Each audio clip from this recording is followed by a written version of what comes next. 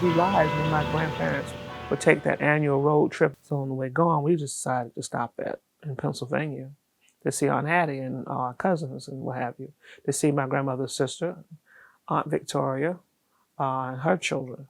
So we were all there together, just having a nice family gathering. We actually heard some fireworks. At least I thought it was fireworks. We heard the noise of pop, pop, pop, pop, pop, pop, pop, pop. And this shadow, this vehicle pulled up past the tree, and we wasn't really sure, but we heard the car doors open and the sound that it makes, and we heard the car doors close, and we peeped out the window again. I said, that's Mom and them. I was looking for my mother, and I didn't see her, so I thought she was still out there getting out the car, getting something in the car, looking. They're coming through the door, and I'm looking, like this. And so, you see everybody come through, Grandma, Granddad, Aunt Hattie, Uncle Bubba, and I'm just waiting, and I'm looking. I go to the window, and I'm looking out, and I'm like, so where's Mom? She never did come in. Somebody closed the door. I did not understand about prejudice and racism in the beginning. I learned it along the way after my mother's death. That's where I came from, New York, where there's a melting pot of people, Jewish, Haitian, French, Hispanic. I thought it was an angry mob just shooting. I did not know they were shooting because she was Black.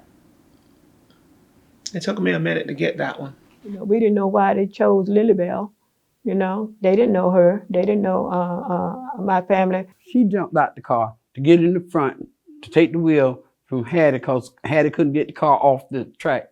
She couldn't get the car straightened out. And this is why she died. She wanted to save her family. She's always looked at as a victim, but she's a hero. She was, real warm. I missed that. I was closest to her out of all of my siblings.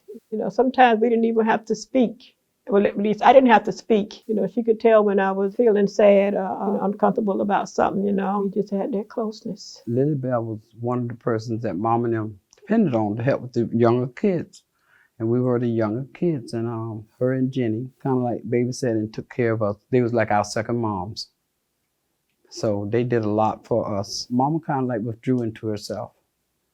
And Dad, he was real quiet. They didn't talk about it. She was pleading for help.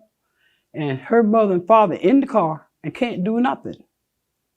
So it's not something they're going to talk about. That's a pain that you just can't touch.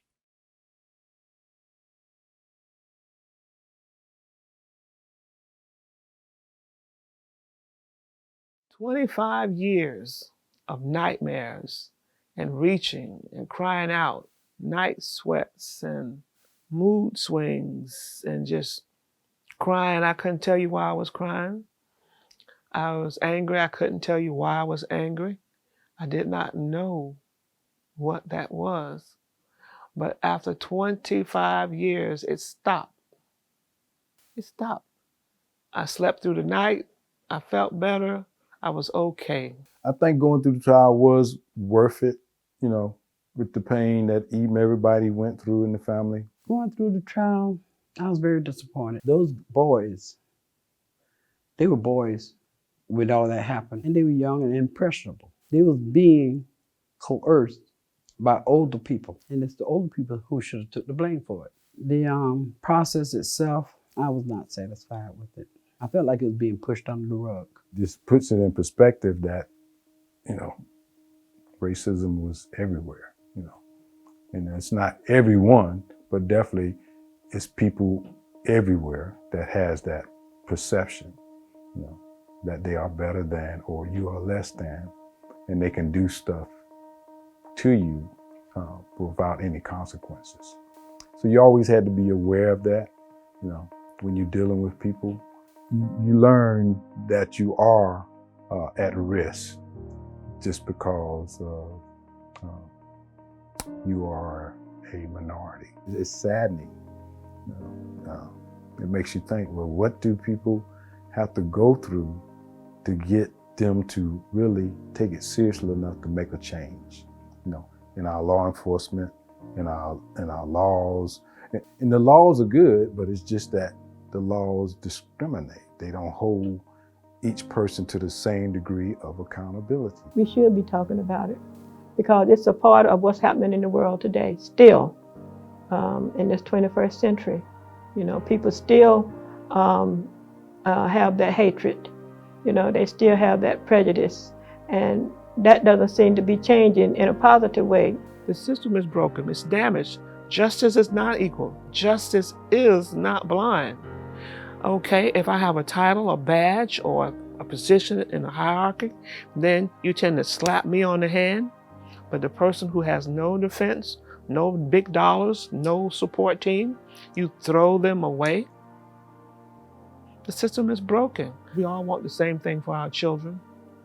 We want them to grow up safe in a community and to aspire and to thrive and to be able to raise their children, to see our grandchildren and to see them learn and to help them learn to be that melting pot that it once was. We have to do better in teaching and telling the story and educating our children and ourselves and being more compassionate. History does not repeat itself. People repeat history. And I think about her today, wondering how she would react to what we are doing and how things are right now as to those people that killed her, you know. She would probably be forgiving, you know. That's the kind of person she was. She touched a lot of people, and she would have touched a whole lot more if she was here. But still, I thank God for the time that we had her.